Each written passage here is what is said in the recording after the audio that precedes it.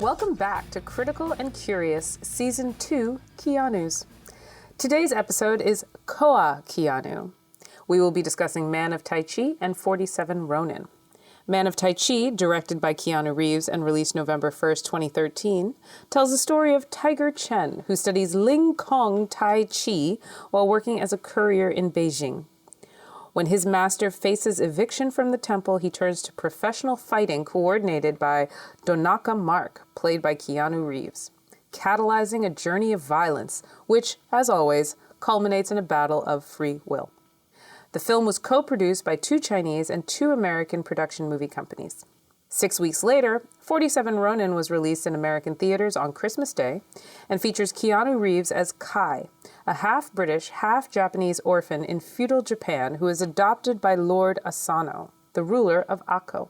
The story follows Kai as he is systematically discriminated and disregarded by the samurai until the death of their Lord Asano forces the now Ronin to rely on Kai to avenge the murder of their master. We are here at the SI Newhouse School of Public Communications here at Syracuse University. I am Charisse Lepre, and as always, I am joined by Bob Thompson. Hi, Bob. Hey, great to be back again. I was looking forward to talking about these films together, but as we always do, let's begin with the first film to be seen by American audiences, Man of Tai Chi, Keanu Reeves' directorial debut. Bob, who is Keanu Reeves in this film, and what does he bring to this character? Well, he's the director, and This is a movie about directing. I mean, we actually go through a window at one point and expose the directors who are choosing the shots. For all of its martial arts and the rest of it, this is really almost a Truman Show kind of film. Absolutely. About a reality TV show being shot in the beginning without the knowledge of the person who is the star of it, and he slowly gains that knowledge. But this idea that so much of it is about camera shots and angles and voyeurism and observation, I can think of no more appropriate, symbolically, film for someone to have their directorial debut than a film which is really so much about directing, about managing shots, about managing what people see. But even more important, I think, is how Keanu Reeves, as the director of this, is in some ways passing the baton to Tiger Chen, who becomes kind of the new Keanu. They're almost twinned characters in this. They both speak in that same kind of staccato, men of few words sorts of things. They both look fabulous in suits. There's a sense that I think, I get it when he's directing this, while he's in it, the real Keanu character that we've come to expect in all these films up until now is not being played by Keanu Reeves. It's being played by Tiger Chen. I really like that, actually, especially because, absolutely, the parallels between the character of Donaka Mark and the director are explicit. And I didn't even think about the scene where he throws the dude through the window, thus exposing the entire thing. We literally break the fourth wall. We break it into a million little pieces. But what I really, really enjoyed was that it was off-brand for Keanu, but you're right, it is on-brand for Keanu through Tiger Chen. For me, I really saw Donaka Mark, Keanu Reeves' character, as the architect, right? He is the architect of this young man's life. Now, he's not Which is what a director is, for all intents and purposes. He's not necessarily manipulating his life. He's just observing so closely as to see when things need to be manipulated. Although, having said that, perhaps he set the developers on the temple in the first place. We don't know. Which is an interesting little hole if we wanted to really explore to what extent is he the architect. That would be a perfectly fine assumption. Perfectly fine. I think we get, with the use of the word innocence, which in the very beginning, he looks at this guy and he simply says, innocent. Which we then find out at the end is exactly what he wanted. This reality show was about taking an innocent, decent person and seeing what it takes to turn them into a killer. Anybody can watch a fight, Tiger. But to watch a person's life evolve and change, That is what I offer. Which the architect manages to do. Unfortunately for the architect, it's the architect who is the victim. But that I think was a nice sort of symmetry here as well. What I thought, especially when we talk about Keanu Reeves as director, at first I just assumed Donaka Mark had this like weird voyeuristic perversion that he liked to see gladiator-style death. But then we come to see that he's actually only catering to people who like that. And he has this much larger, grander, sinister demand of humanity. Can you embrace all of your violent tendencies? Do you still hold on to the man you are when, you know, the joy of violence is put in front of you? And I think that, for me, that switch comes explicitly partway through the film when it breaks the wall, when you realize that he's not watching. When that wall broke, I expected him to just be standing there watching, just in some like creepy, voyeuristic, peeping Tom fashion. But we see that this is actually produced and distributed en masse.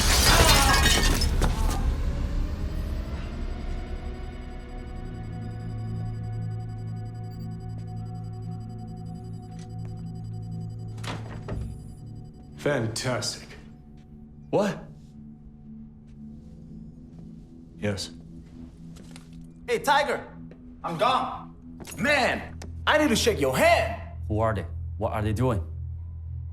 What, those? For your fans. What do you mean, my fans? People watch? The world over, Tiger. They love it. They love you. No.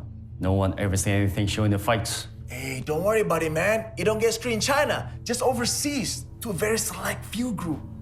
I thought this was private. I thought... It is. Don't worry about it. Look, it's like pay-per-view. People pay to see the fight. That's simple. And right now, T-Man, you are the star. What, they always watching? Does it matter? I wasn't prepared for that, and therefore I have to give credit to the director. Yeah, I agree. I wasn't either. And it does make it interesting in that he's not there being creepy because he's got a show to put on. Yeah. He is creepy. Well, yeah. Just like Keanu Reeves has, I've got to get this thing directed. I've got to deliver it. There is the shift. And then the dialogue between Tiger and Donaka, I think, is really interesting in this. They are so... they scan the same. That one, Tiger goes, "Where's the fight?" Donaka goes, "Does it matter?" I love that line. I want to get T-shirts that just say, "Does it matter?" And then this is it. This there's is my another life. that rhymes. Tiger says, Give me a fight. A fight you will get. Yes. I mean, it's bordering on Dr. Seuss, like minimalism. But we recognize that minimalist dialogue and minimalist delivery from Everything. 10 other Keanu films that we've seen up until now.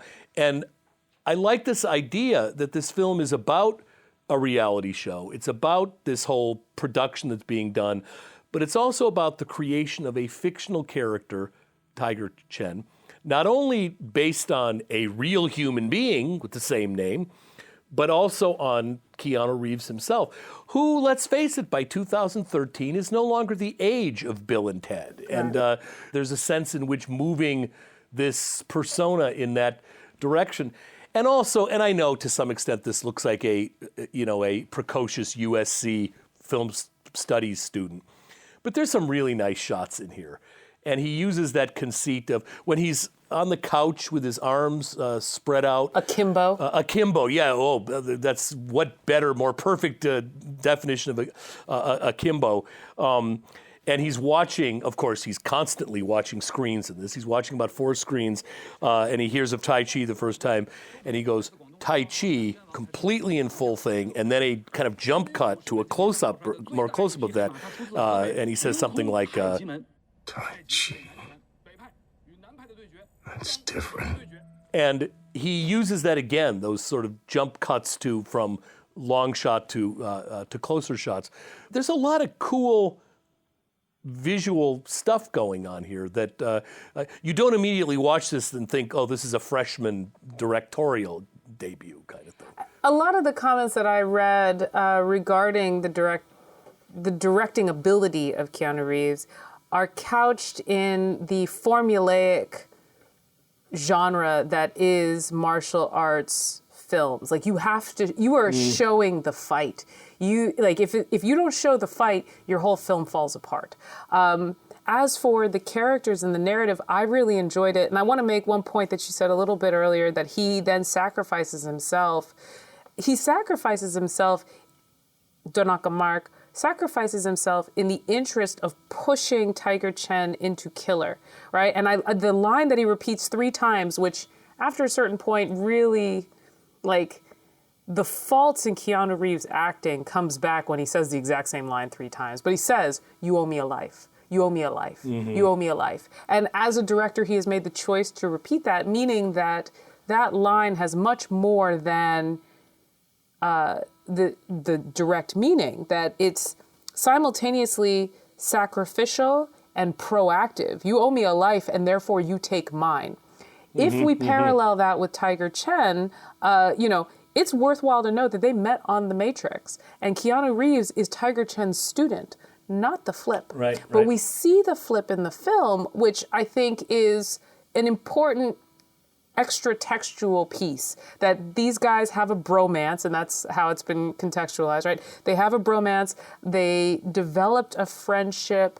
Keanu Reeves looks to him as a master, as a mentor, when it comes to martial arts, choreography, the presentation, the dance of martial arts on film, and then goes and makes a movie, in my opinion, genuflecting to the excellence that is Tiger Chen, even though he is the, quote, Hollywood leading man. Yeah, that's a very nice observation. And I think that flip is important in reading the film and in seeing Keanu Reeves directing, because, and as I was watching it, I'm thinking, we are so used to American actors becoming directors in order to star themselves, in order to create a vehicle for themselves. I'm thinking, to draw on the parlance of Lonnie, the Clint Eastwood or the Mel Gibson, right? They're there to tell their own story.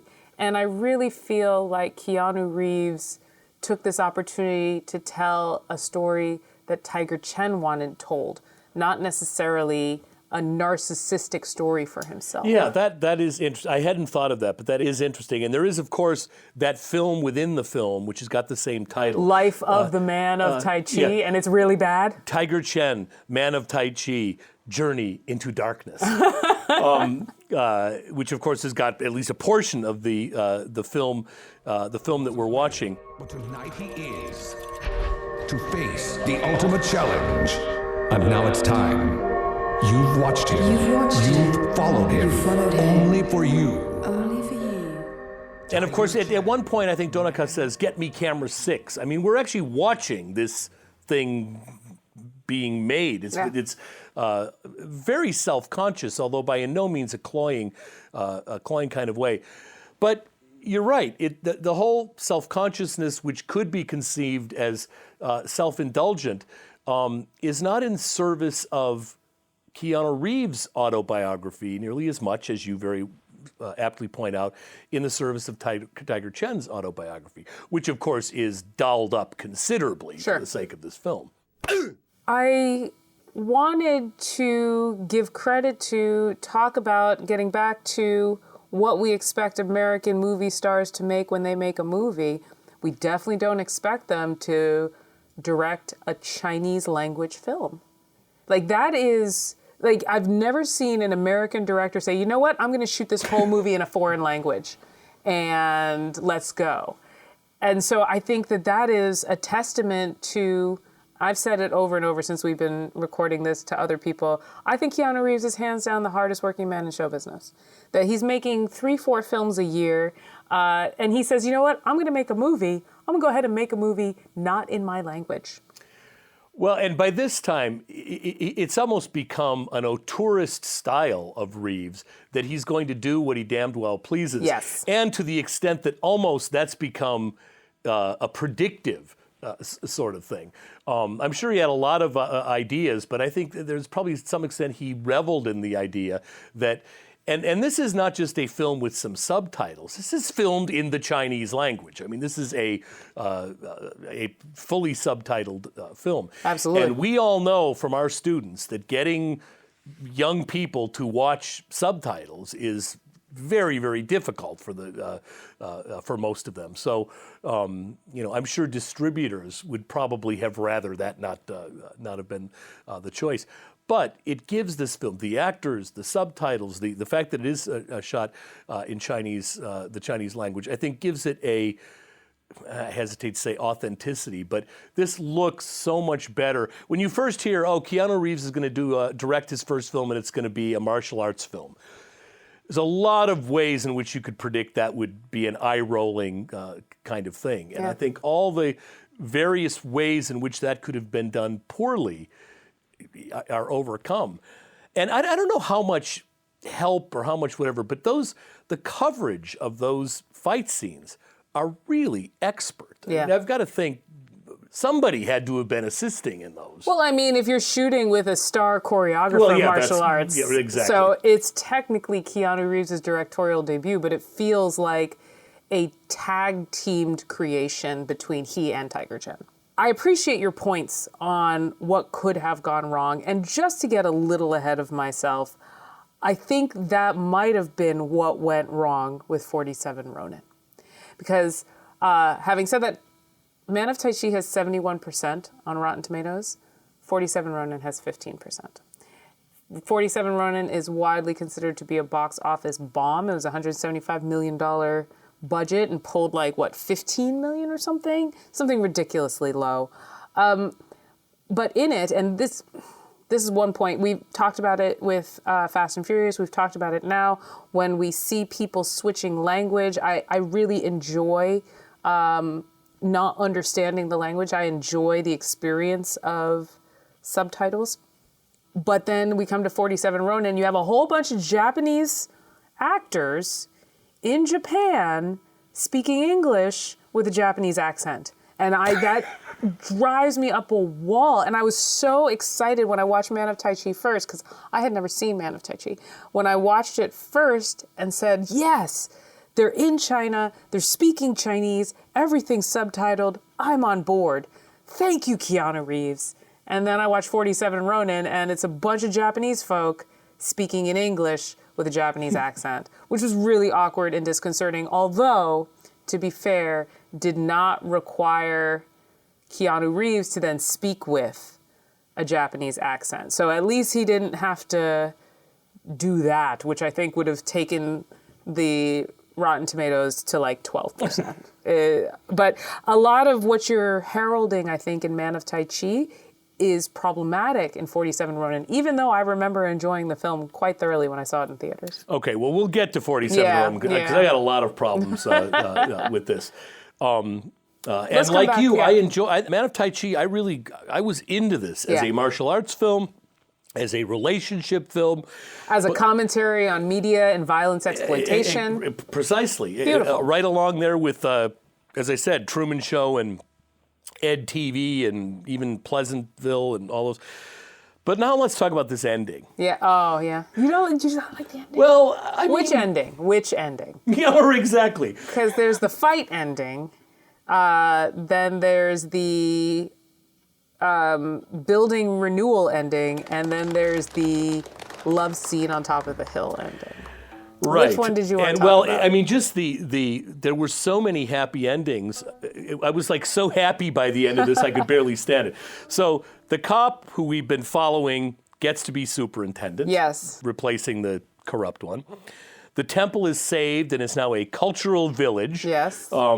Tiger is going to open a school in the city. Yes. And then we get the woman and Tiger going up on the hill. But you notice how they don't kiss. Not sure I'd call that a love scene. They hold hands. Do they? Yeah. Anyway, I was kind of glad that didn't. If that would have been the fourth or fifth happiest thing that would happen, that may be more than I could have taken. But the fact that they refrained from that, which reminds us that while they always got along and seemed to be, good friends and helpful, this was never a romance. Right. If there was any romance, it was Keanu's kind of fetishized attraction to Tiger and fighting and all this kind of stuff. So that last ending of endings was the one that was the most, I think, restrained. But the rest of it, temple, fine, cultural village. Tiger, he's seen the error of his ways and he's going to open a school. I mean, it was almost like they used to take great stories that were real horrible and tack on happy endings so you could read them to the kids. I almost wish this film would have ended before that final thing that comes up from Black. You mean with the fight between Tiger Chen and Donaka Mark? Yeah, well, I guess you couldn't have ended there. My favorite Keanu moment is when you see him swimming away. And it's only whatever it is, a few frames, but... Like his running shots we've been talking about for weeks. Yeah. But what I love about it is, throughout the film, you see that Donaka Mark is sinister, is evil. He has power and control, to go back to the point from Tiger Chen's master that power is not control. But he has power and control. And we see him ruthlessly murder people. Right? He puts on his mask and to literally become a killer. But we never see him fight. Good. We never see him move. He's just like this svelte, dark, just spirit moving through this space that we know nothing about.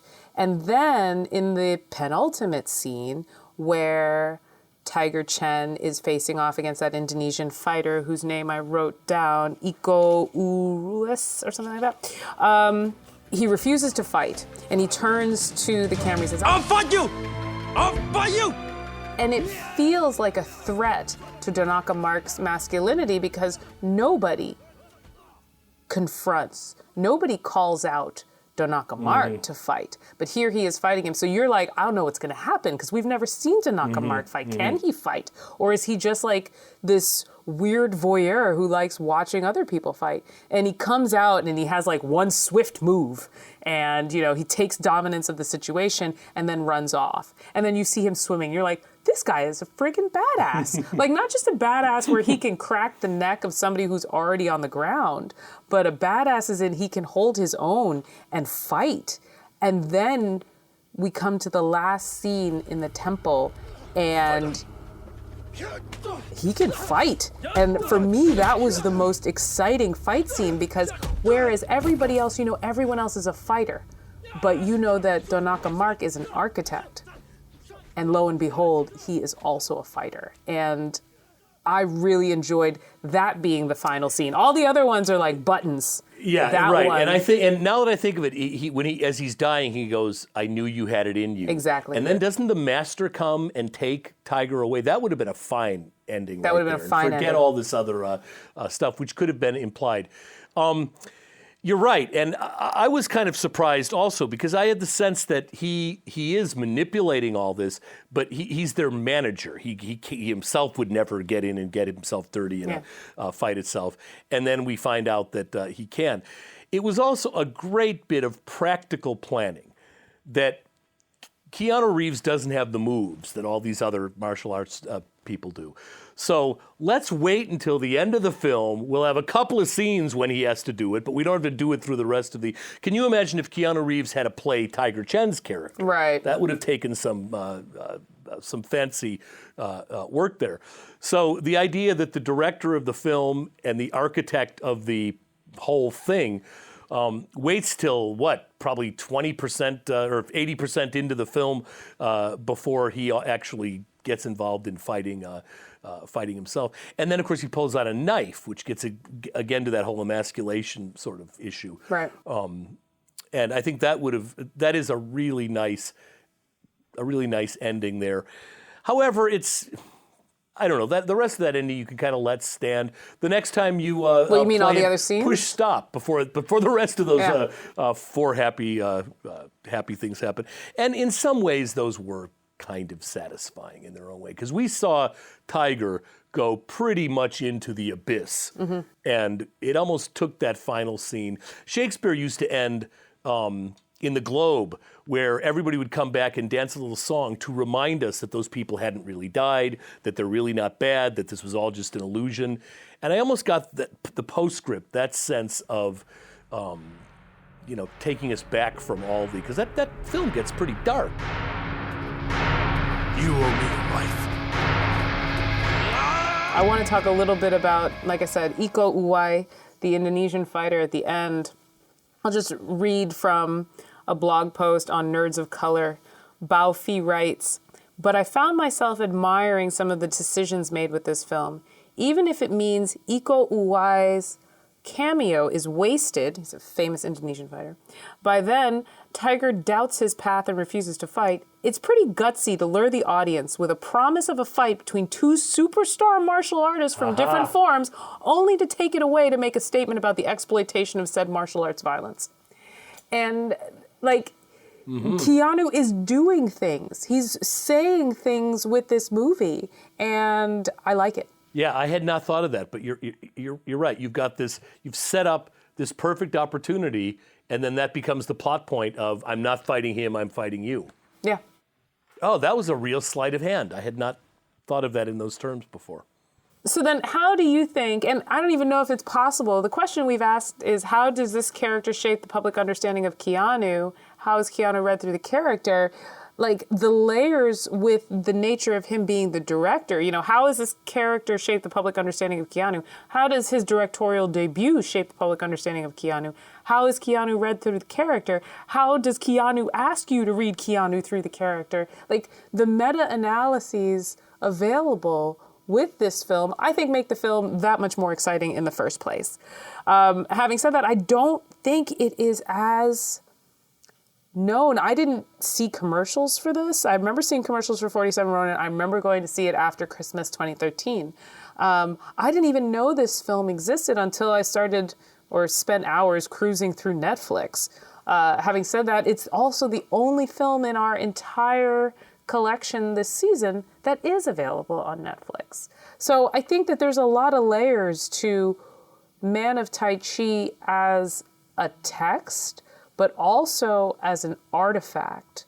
And so what are your thoughts? Where does Keanu Reeves's oeuvre, where does this fit into Keanu Reeves' oeuvre? Well, I think by this time, his reputation, his image, who he was well established in the American public. And as you pointed out, you, who are someone who has been very interested in his work, had not seen this until it came time for this conversation. I'd seen this before, but I didn't see it at the theater, which I'd seen most of Reeves's movies at. So I don't think this went a long way in doing anything to the general public's way of reading who Keanu Reeves was and what his body of work means. As being his directorial debut, I mean, in that sense, within the industry, this was something of a job application, I suppose. I mean, he was able to credibly finish a movie which was almost all in Chinese with subtitles, and did reasonably well compared to the nightmare that would be released in the same year. The other thing is that he really plays a bad guy in this. We've got this shift where the usual character we'd expect Keanu Reeves to play, and that would be Tiger, is played by a much younger actor, and Keanu Reeves plays the bad guy that person ultimately has to do battle with. And I think that's a significant transition, perhaps, in his career.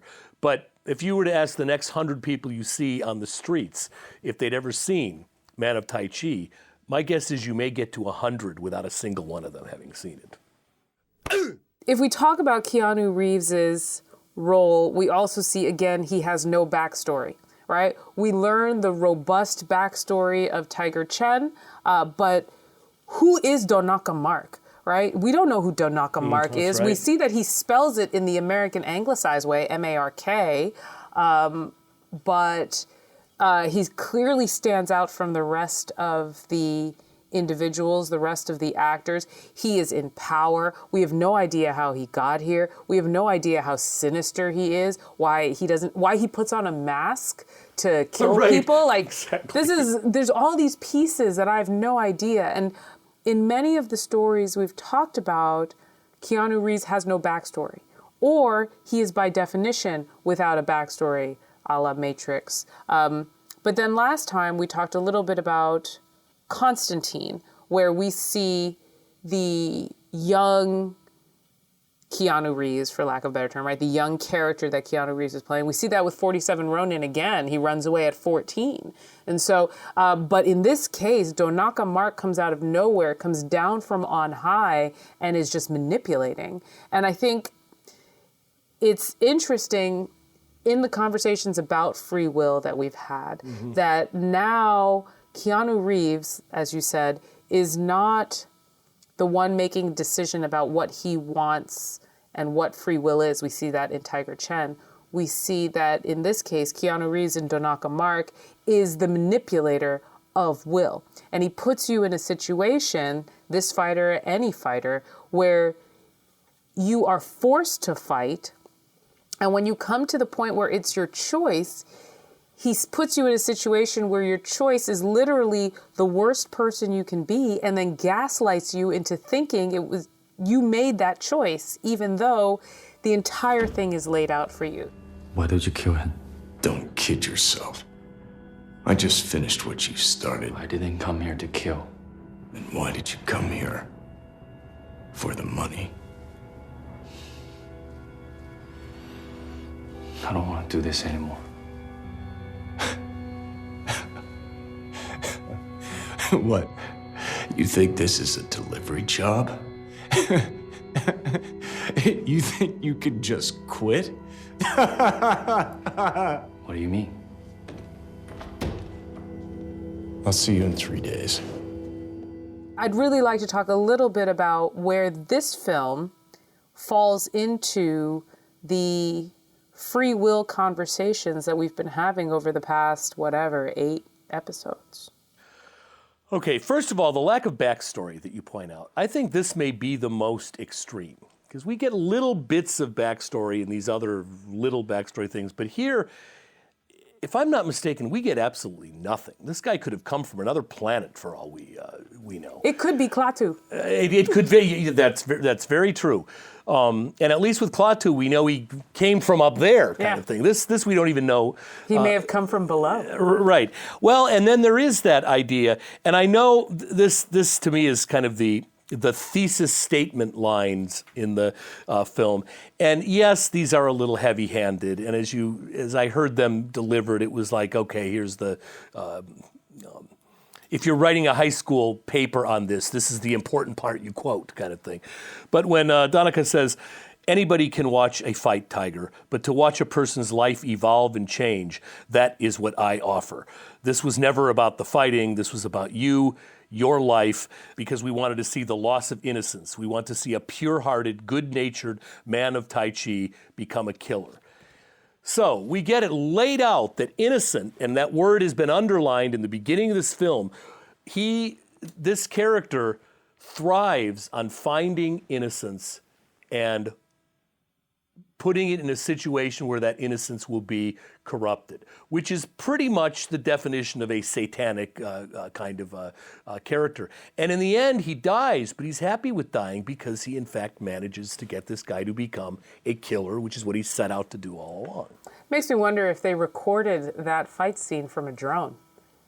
Like, that's the thing. If he's going to approach him, and this is going to be the finale of the life of the man of Tai Chi, descent into, what was the title of the short film embedded within? Darkness. Descent into Darkness. They better have recorded this interaction.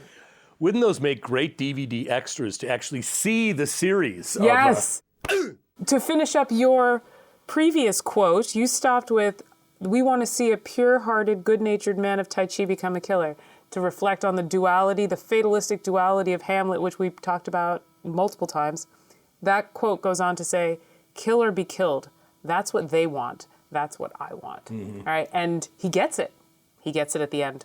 Which brings us to that lack of who else has no backstory. God has no backstory. Yes. Moses has backstory and the being left in the bulrushes and all that, but God himself has zero backstory. And this guy has got that sort of sense that he is timeless, whatever, but he's here he feeds on innocence. And that word, twice in this film, beginning and end, play a very important role. Again, for a martial arts film, and I'm not saying martial arts films are normally not ambitious. Some of them are very philosophically complex, but this is a pretty sophisticated film. For me, the thesis statement, and you provided your thesis statement, my thesis statement was delivered by the ring girl, as we would call her in the United States. Oh, I can't wait for this. There is a thin line between fighter and warrior. One does it for reason, another for purpose. And that's also what brought me to calling this episode Kao Keanu, that we have Tiger Chen, and he is a fighter. He's doing it actually kind of not for a reason, just because he wants to fight and he can't fight with his master. The master keeps saying... Well, in the beginning, he's doing it to to pay the money for the temple to become compliant. No, I think he does it just for the fun of it, because so we find out that the temple is not compliant, and that's why he goes to Danaka Mark. That first time Danaka Mark sees him fighting... So he likes to fight by himself, and then he decides to do it for pay. Exactly. Right? You got it, right. He says, in fact, when Danaka Mark says, what do you fight for? I'm going to pay you. He's like, I don't do it for money. That's dishonorable. Okay, so right. He's really fighting because he enjoys being physically violent to some degree, and you see the master tell him this is inappropriate, like you need to control yourself, and he just wants more. Like the end of Breaking Bad. Why did you do it, Walt? Because I was good at it. Exactly. Why did you win? Because I was better. That line is explicitly in this one. Yes, that's right. So I think it's a really interesting thing, that thesis statement. Is Tiger Chen a fighter or is he a warrior? And when he has a purpose, that purpose actually runs away with him. The purpose is to pay for the temple. The purpose is to give his mother a air conditioner or a washing machine or whatever it is. The purpose is to buy a Volkswagen, right? That the money becomes valuable because the courier job pays nothing, but he actually loses his purpose. And his warriorness comes... He's a warrior to fight back against Danaka Mark's active choices to harm these people, to the point where he becomes a warrior when he reaches out to the inspector, when he reaches out to the police person. He has found a purpose, and that is to destroy Danaka Mark instead of allowing Danaka Mark to destroy him. And then in the end, he destroys Danaka Mark. I was confused in your thesis statement, the difference between doing it for a reason and doing it for a purpose. I was kind of unclear as what the difference between a reason and a purpose is, or a reason and a purpose. But I think you just clarified that. I think that is illustrated by that whole, because it's right after he sees the neck get broken that he goes to the cops, right? Yeah. Then he realizes that this man is evil, and my purpose is to destroy him, to fight him. I will fight you. Right. I will fight you. And he gets there by a number of steps, one of which when he first finds out this is being televised, which he's not happy with that at all, which gets us back to that Truman Show kind of thing that's going on. Interesting. He's consenting to fighting, but he's not consenting to being watched while fighting. Exactly. Which he's not consenting to us watching him fighting either. And there is a lot of this whole film is filled with this idea of we're watching Danaka watching him. I mean, there's a real sense of we become complicit in the audience that is being. There's the fictional audience being portrayed, and there's the real audience, which is us. And I think this film elides those sometimes in some interesting ways. Yeah. And in the end, to come back to Danaka Mark's line, does it matter who's watching? Does it matter where you're fighting? Does it matter what you're doing? Arguably, for the warrior, it does matter, because that person has purpose. If your reason is money, then it shouldn't matter. And so that's how I thought the difference between fighting and warrior. And then also, to come back to the rationalization of the title, 47 Ronin, and we can move into 47 Ronin because, yes, it's got some serious issues. But to be fair, Kai, Keanu Reeves' character, is perpetually fighting to become a warrior. If samurai are warriors, and samurai have a purpose, and that is to defend their lord and maintain honor, we see that with the wife, when she says, I am the wife of a samurai, and therefore your mission is my mission.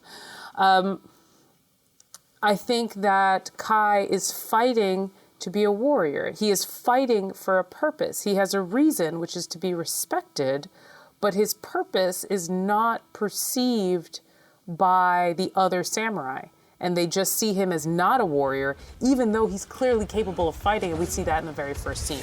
So, partially because he's a half-breed. So that whole race magic thing mulatto thing yeah, exactly. is deep. So then let's talk about 47 Ronin. 47 Ronin was released on Christmas Day, which is always a hilarious marker, in my opinion, 2013, and stars Keanu Reeves. Who is Keanu Reeves in this movie, and what does he bring to this role? Well, he's the interloper on a nation, one of the nation's greatest tales that they tell. There was a real sense of hubris, I think, in making this. I mean, there are a number of great stories within the Japanese national tradition. The tale of Genji, the Genpei Wars, the Tokugawa taking over in 1600 or whatever. But the Chushingura, which is what this is based upon, is one of their great stories. And based on you can actually go to the graves of these 47, as this film will tell us at the end of the movie. On December 14th. On December 14th. So then why didn't they release it on December 14th? Moving on. Oh, that's a good question. They're close, 10 days off. But this idea of inserting this fictional half-English guy into this would be, I'm trying to think, can you imagine if a Japanese film were released and it was about the midnight ride of Paul Revere, and it turns out that Paul had a tummy ache or something, and it was actually done by this, half-Japanese fellow who came over in a whaling ship or whatever. This is a central story to the culture, and he plays a pretty important role. Things would not have gotten done had he not. And when they do finally have their seppuku at the end, he's the only one we watch and hear perform this duty that is so this honorable suicide. Right. Yeah.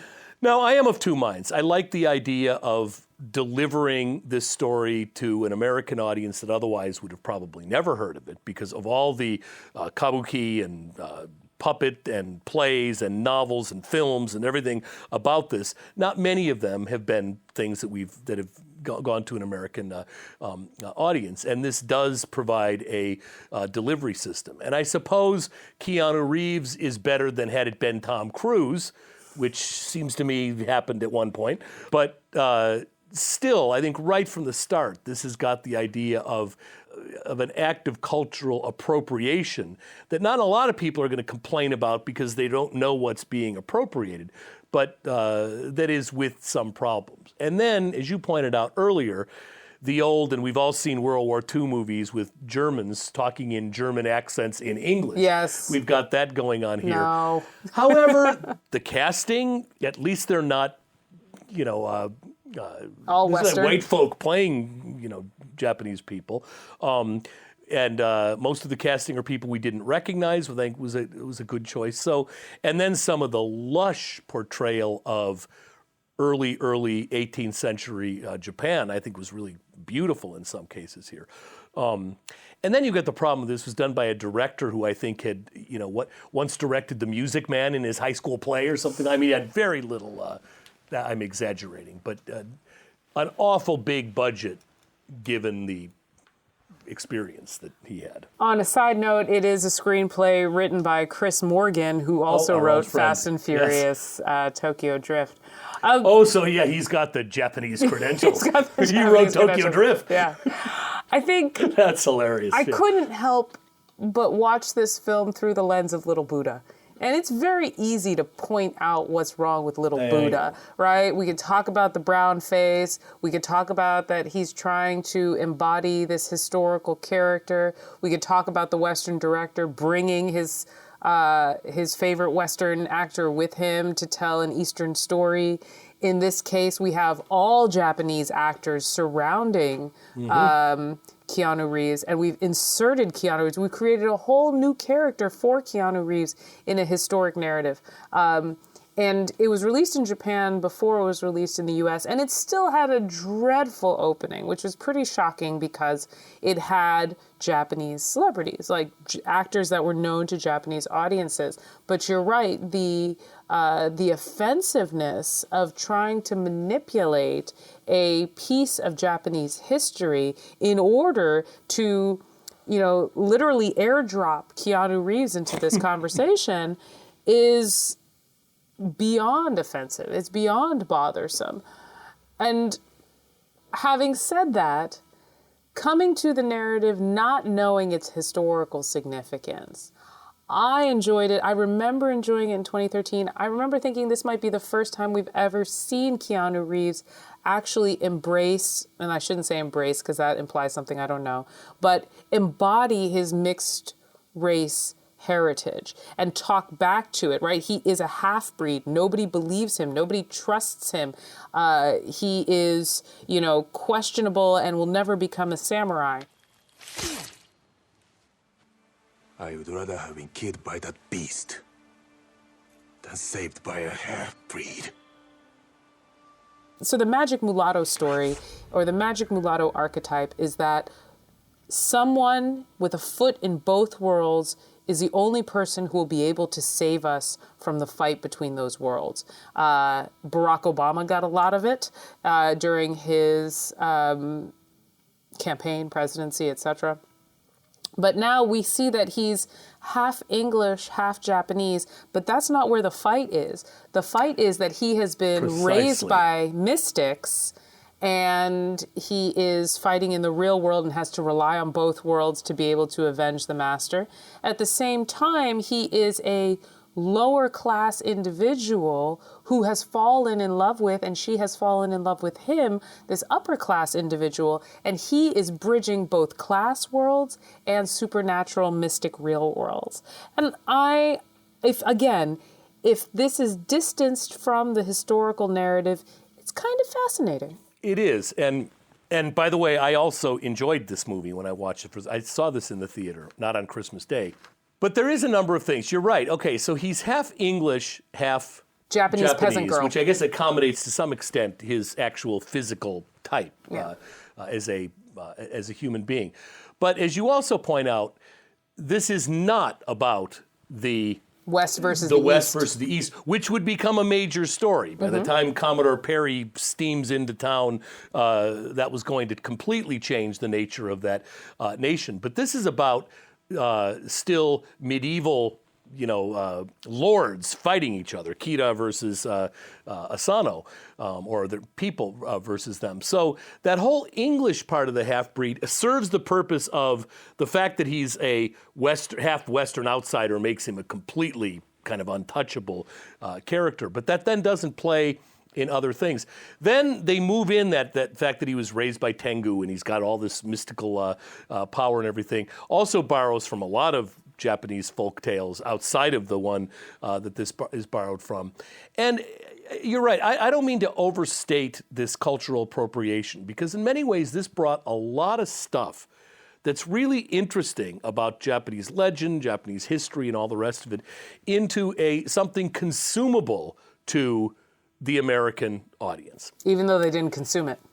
Well, yeah, that's... but okay, so the effort, you're right, that is a good point, because this failed in some, according to the trade, some pretty monumental sorts of ways. So that whole Trojan horse idea about bringing these things in by adapting them to the audience is, I think, not necessarily categorically a bad thing.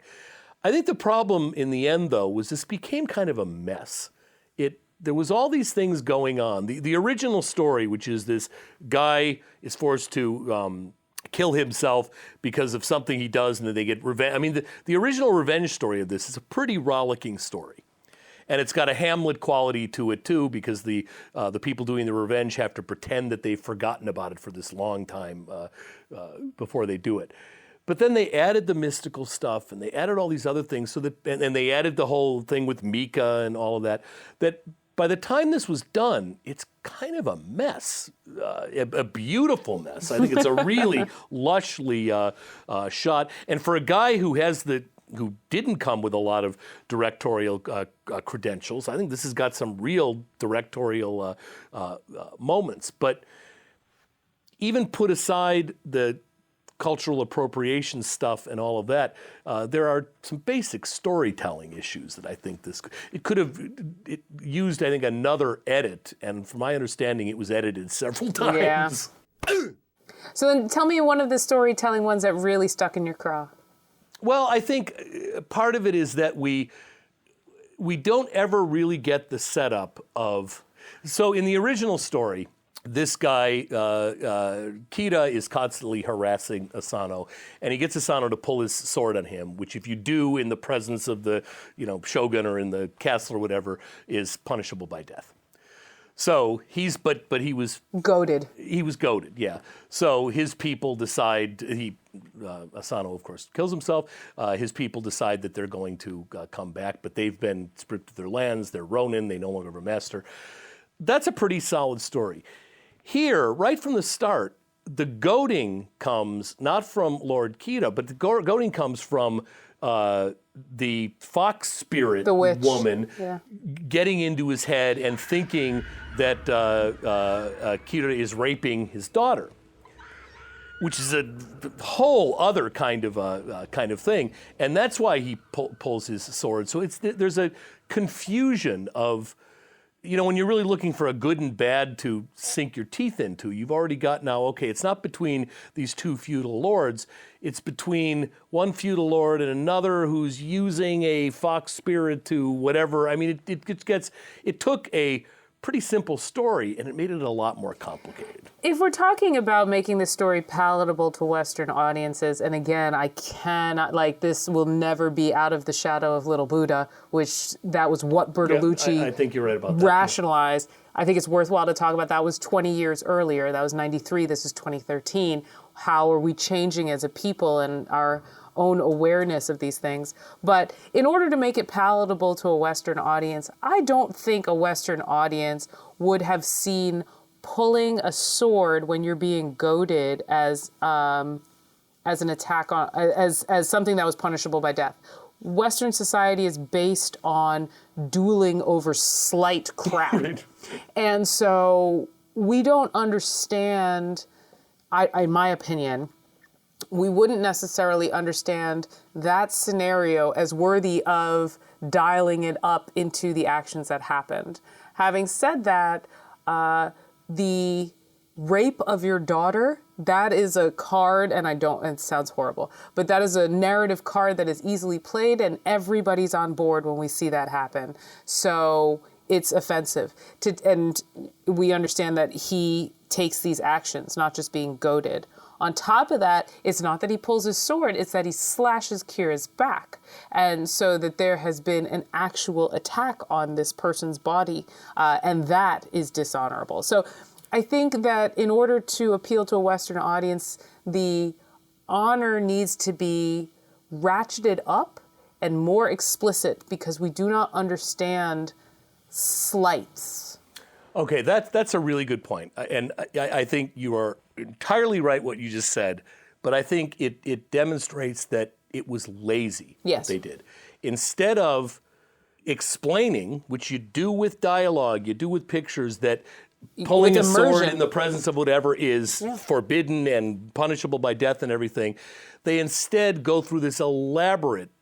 And I know that the witch with the two-color eyes, she's beautiful. There was all kinds of great things, and special effects and all the rest of it.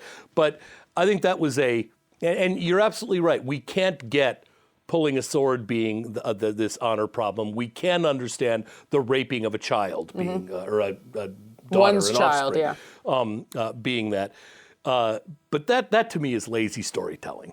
And it also, in this case, didn't even do the job because it becomes so confusing. This is a great revenge story. One group of samurai, now Ronin, get revenge on behalf of their lord on another evil one. It's a great revenge story, and that totally kind of muddied it. It's almost more a revenge on this witch character, which I guess works, but that's a whole different kind of thing. And so the side story that's happening is Kai kills the witch character in order to save his love, which is a completely ancillary and artificial component of the story. I was actually watching, I was grateful that somehow they didn't warp it so that Keanu Reeves killed Kira, right? It was still Oishi who kills Kira. Yeah, so that would have really been taking a liberty. The legendary story becomes a B narrative to the Keanu Reeves Mika witch story. And so I guess they had to couch it in some legend. It feels like a Disneyfication of the legend, right? That we have this thing, there's a story, I'm kind of inspired by it, but I'm going to write in a Caribbean crab and maybe have some song and dance, and it'll be a feel-good film. And it didn't feel good because you are not Disney, this is not animation, and you're taking yourself seriously while simultaneously slapping the face of, generations of honor. You're trying to tell an honor story in a dishonorable way. I almost wish they, well, not almost, I wish they would have made this film without having it linked to the 47 Ronin. It's almost like, having a film called The New Testament or The Crossing of the Delaware. You are claiming some really powerful territory in calling something the 47 Ronin. There's a lot of cool stuff about this. When he goes into the forest of the Tengu and they get challenged and he has the hallucinations. For that matter, the witch, she's a great character. She's a very modern, empowered, whatever. And I will give you all you desire. There's a lot of good stuff about this. And they didn't need to couch it because it's not like that was a big selling point, based on the 1701 true story. I don't think that got people into the theater. Right. Well, it obviously didn't. There's a lot of things, and the idea of by 1701, the Portuguese had been hanging out in Japan. They were forbidden in many ways, but some of the West had gotten in, having a quote-unquote half-breed. There was an English sailor who clearly got into a peasant village. Shogun was based on, the novel. They could have done a lot of cool stuff without claiming the territory of this great kind of historic event slash legend. And there were moments of this, including performances by Keanu Reeves, that I really liked about this film. But it seemed like it's one of those things that if I would have been watching it in the screening room as we were about to release it as a studio executive, I would have said, oh boy, this is going to be a problem. We've already booked this, haven't we? Oh. On that note, what are some of your favorite Keanu moments in this film? Well, you know what, I don't know, I can call these my favorite. What I found the most interesting is this is a very masochistic film from Kai's point of view. He gets beaten repeatedly. A lot. Repeatedly. There's almost a fetish-like quality where he is, we see a lot of his body, but he's being ruthlessly beaten a lot. So I'm not saying that's my favorite part by any means, but it was certainly one of the most notable parts of this. I think my favorite part is when we see he's been sold into slavery, he's been sold into bondage, and then Oishi goes to find him, and he's fighting for money to come back to, the parallels between these two episodes. He's fighting for survival. He's fighting not necessarily for money, but he's fighting because he has to. He has to survive. And everybody knows him. He's become a celebrity fighter, right? They're all chanting, half-breed, half-breed, half-breed. He is fighting somebody who is at least 5 times his size. And it's an interesting parallel when we look at when he got beaten by the samurai, when he goes and puts on the samurai clothes and attempts to fight Kira's man, right? We see that he can be a fighter. And then we come to this other side and he's fighting and he's doing it expertly.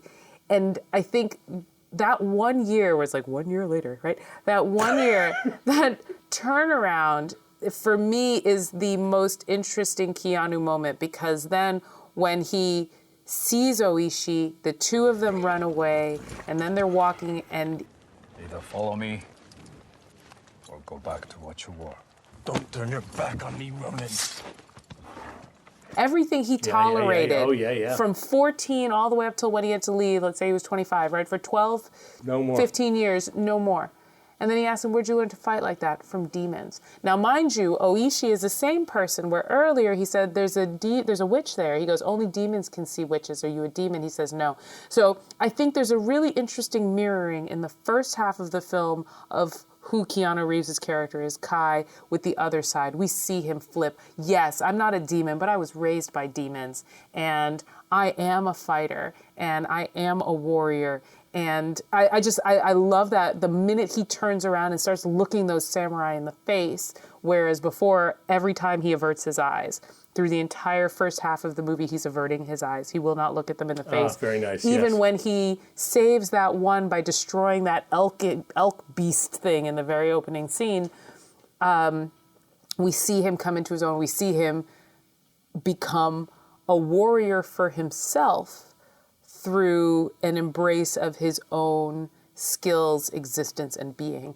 And that, I think, is essential to the star study that is Keanu Reeves, is, flying under the radar and then simultaneously using that underestimation of the audience, the underestimation of the other samurai, the underestimation of Kira to trounce them all. And that's what I think I liked most. That's my favorite Keanu moment, is everything post-flip. Yeah, okay. I agree. That was a great moment. Though I will point out again, what finally saves the day? Half English blood. Yeah. The sun will never set on the English Empire. I mean, this idea that all this country needs is a little good old English blood to get things going, and also that he's not an underdog because he's got powers that they don't have. He's been trained by, so there's that kind of thing. Okay, this is by no means my favorite part. Okay. But it's a part I really like because it's so silly, but I think consciously. You talked about the Disneyfication of things. Mm-hmm. This has got probably the greatest runaway bride scene that I can in recent history, in that Mika actually tries to knife Kira at some point here, and at the wedding, right? She pulls it out of her wrist. Yeah. And then she and Kai run to each other like an old, Romeo and Juliet TV ad for deodorant or something. And Mika says, I knew you to come for me. Nothing will ever keep me away from you.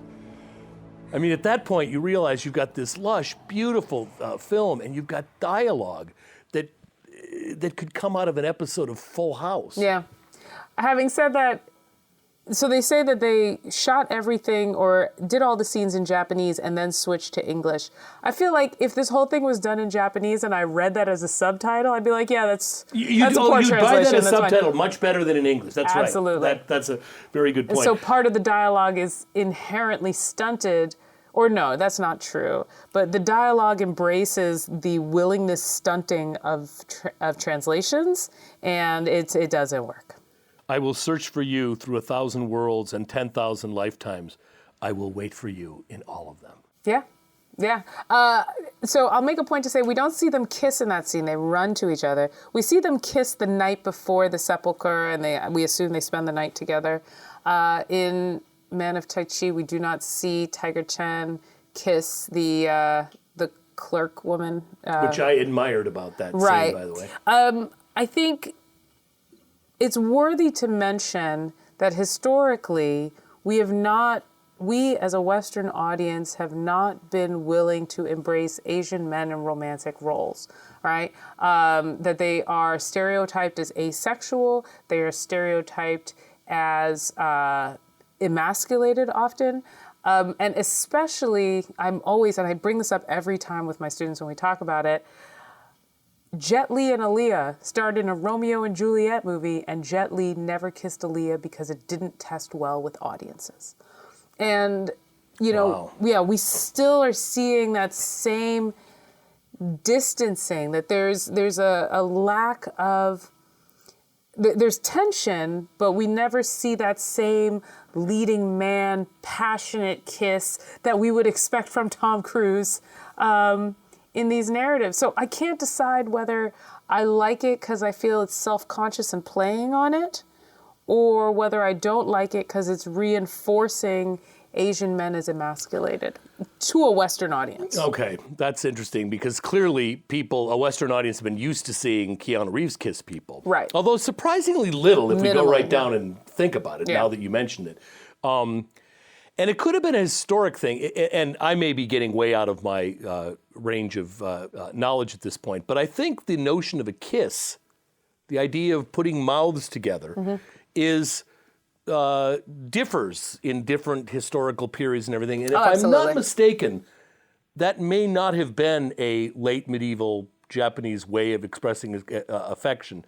They only kiss in private, and so it feels functionally culturally appropriate, but again, when we're talking about how this film is spun for a Western audience, if we're making a Western film, we expect that passionate kiss, especially as they say goodbye, especially as they run into each other's arms. I know that was so over the top. Yeah, that's where the kiss fits. Now, if it doesn't fit in this era's narrative, frankly, Keanu Reeves doesn't fit in this era's narrative. So how the hell are you picking and choosing what stays and what goes? You are absolutely right in that argument. If you're going to argue against the kiss for historical things, then you got to argue against the Kai's very presence here.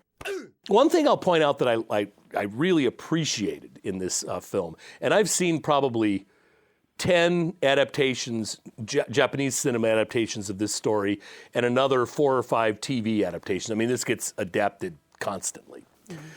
And what this film did was, by the use of color, its set design and costuming and everything was beautiful. You knew Kita's men because they were in purple. You knew Asano's men because they were in red. And you knew the Shogun's men because they were in gold. And again, I appreciate being helped. Whenever I watch a production of Henry VI, I wish I could see who were from the Battle of the Roses on this side and who was on this side. And this was at least clear in that respect, and costuming did a lot of the heavy lifting on that. As a visual tour de force, I think this is really quite a beautiful film, including the directing by a guy who, again, didn't have a whole lot of experience. Yeah. And I also think it's worthwhile to note, and the bells are ringing, so we'll start to wrap it up. I think it's worthwhile to note, I appreciate this film and Man of Tai Chi more because of our linear explanation of Keanu Reeves. If Little Buddha introduced him to Buddhism, The Matrix introduced him to Tiger Chen and martial arts, bringing us to Man of Tai Chi, and to some degree 47 Ronin, as he embraced sort of Eastern legend. So, in my opinion, we are watching the development of Keanu Reeves as a character, as a person, as a celebrity, as a star. As an artist. And to be honest, all of these things come together for the purposes of our conversation. If you consider yourself a Keanu Reeves fan, is knowing the good, the bad, the ugly. On that note, I will make a point to say we skipped Killer Keanu. And I might actually go back and give a good read, maybe post an essay on our site. But Killer Keanu is The Gift 2000, where he plays an abusive husband. And The Watcher, he plays a voyeuristic murderer.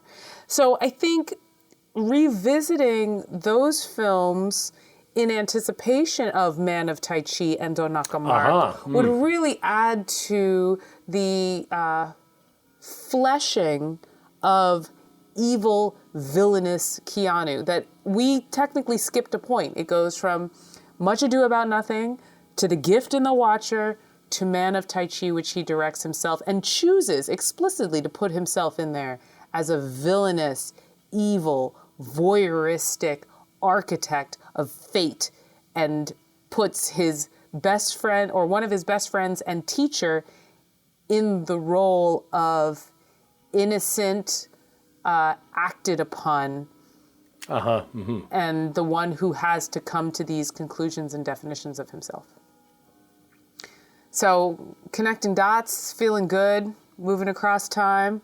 Keanu gets better and better. Even if 47 Ronin has 15% on Rotten Tomatoes, I think it's part and parcel of the enjoyable story that is Keanu Reeves. And I will say this, for all of my fussing about 47 Ronin, I've probably seen this film 7 times.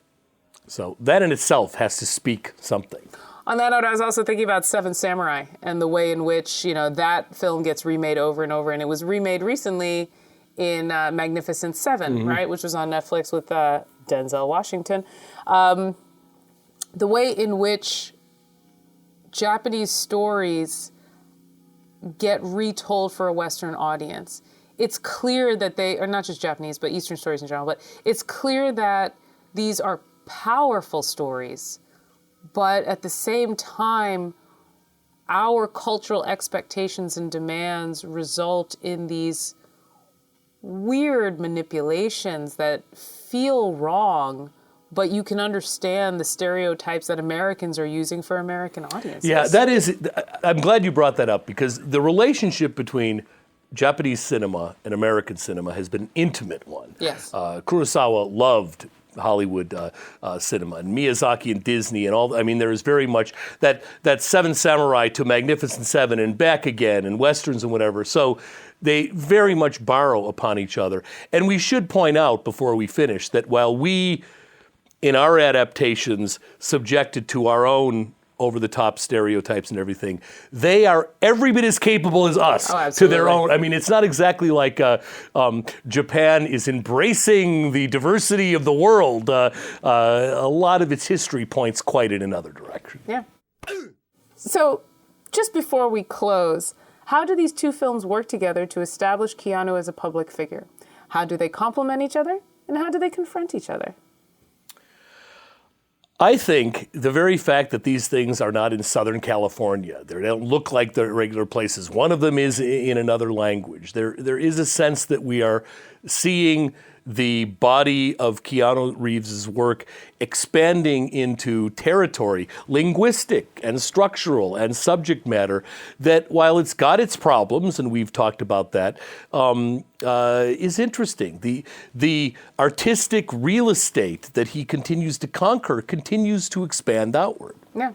I think I also appreciate the way in which it expands outward and also reflects inward. Like, we're seeing the stories that he wants to tell.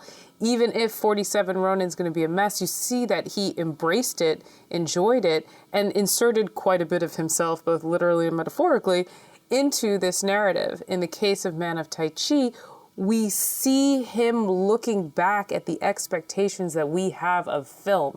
Like, it is such a meta conversation that I don't think you can talk about who Keanu Reeves is as an actor, as a celebrity, as a star, as a person, without deeply engaging with Man of Tai Chi. Together, they seem simple in their pairing because, they're both taking place in East Asia.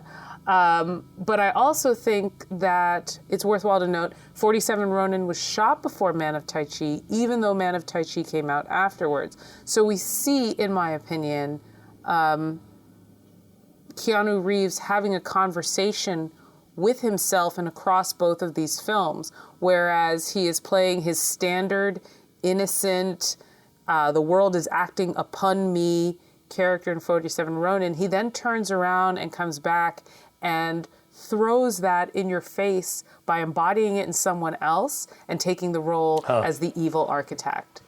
So for me, much like going back to our first episode, Bill and Ted and My Own Private Idaho, these films look the same from a Western lens because we see the Orient as one homogenous Pan-Asian culture, right? They look similar, but they are like two pieces to a puzzle that creates a 3D fleshed out Keanu in the same way our two buddy films did, that where one lacks, the other one fills in.